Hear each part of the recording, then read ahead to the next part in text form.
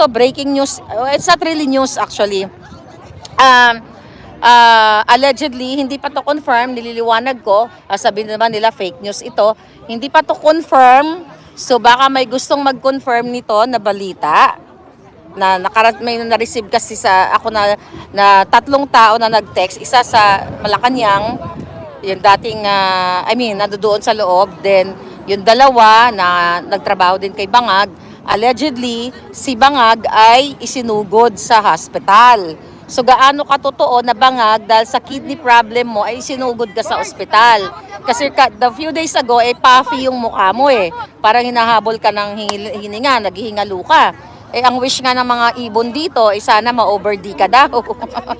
May mga ibon bumulong. O, di ba? Ang wish nila.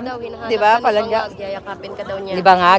Andyan, daming nanood sa'yo, Palangga. Tinalbugan mo ko Gusto mo ako sa pabo ng kalindog ko, pero ang ganda ko dyan, sa ferry na rin. Ewan ko paano tatanggalin. O, di ba? Ang ganda ko dyan. O, di ba? Dapat may mga ganon. O, lilipat na ako dyan. Anyway, so, yun nga, mga kababayan. Allegedly, si Bangag ay isinugod na naman sa ospital. Hindi naman imposible yan. Kasi nga, pag nag-a-addict ka, any moment, pwede kang ma-over-D.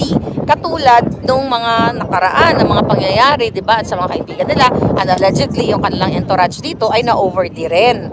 So, pag mga ganong klaseng, ganong galawan, na nag-a-addictus, talaga namang magkakaroon ka ng problem sa buhay mo.